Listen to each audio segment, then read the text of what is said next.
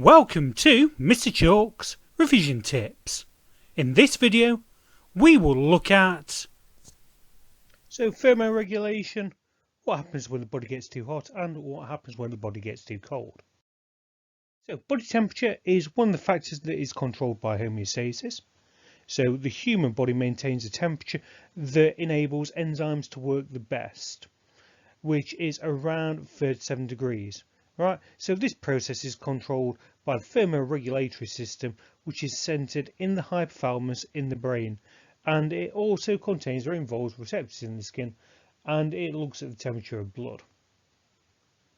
So the temperature receptors in the skin detect the change in external temperature. They pass this information along to a processing center in the brain called the hypothalamus.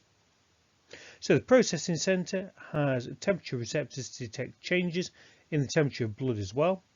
So the processing center automatically triggers changes to the effectors to ensure that our body temperature remains at a constant 37 degrees. So the body is monitored and controlled by the thermoregulatory center in the brain. So blood moves around the body through blood vessels. As it does this, it's warmed up by the body or by respiration, which is happening in cells. So the blood travels to the brain and passes through the hypothalamus. So receptors in the hypothalamus detect the temperature of the blood. And the brain then sends nerve impulses to effectors to help control body temperature. So if we think about this question, so humans keep their internal conditions almost constant. Body temperature is kept within a very narrow range. When the core body temperature is too low, it is detected by the thermoregulatory center in the brain. Describe how the body responds when a decrease in core temperature is detected. So some of the key things that you would need to talk about are the blood vessels that supply the skin constrict, so therefore less blood travels to the skin, so less energy or heat is lost to the surroundings.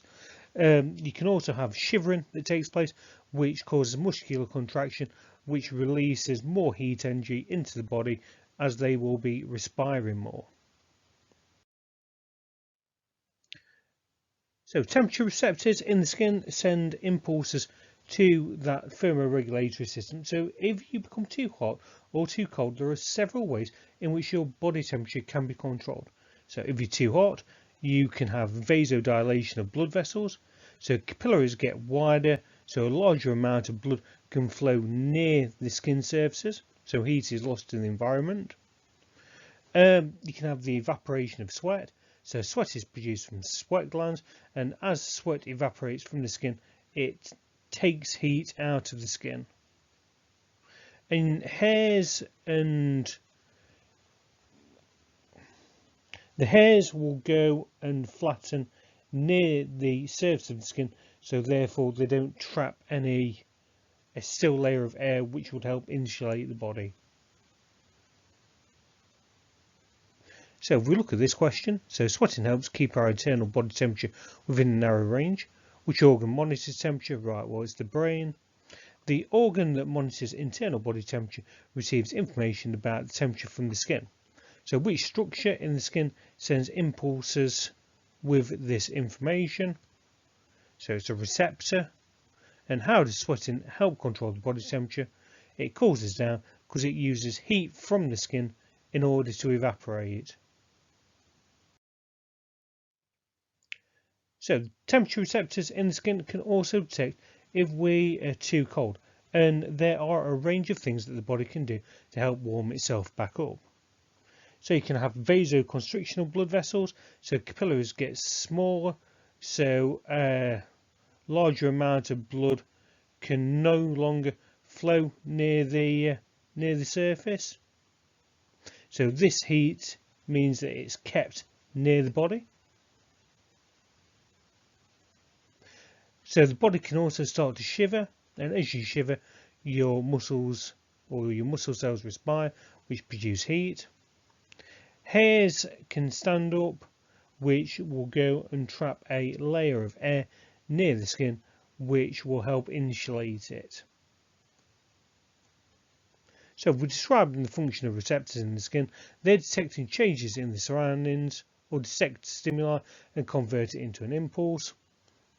And what the two main types of effectors triggered by the nervous system involved in temperature control was the muscle, so muscles contract and generate heat, and glands, so we're primarily talking about sweat glands. And this final diagram goes and summarises the homeostasis that takes place in order to go and control body temperature. So this is a diagram that would be worth knowing. Thanks for watching.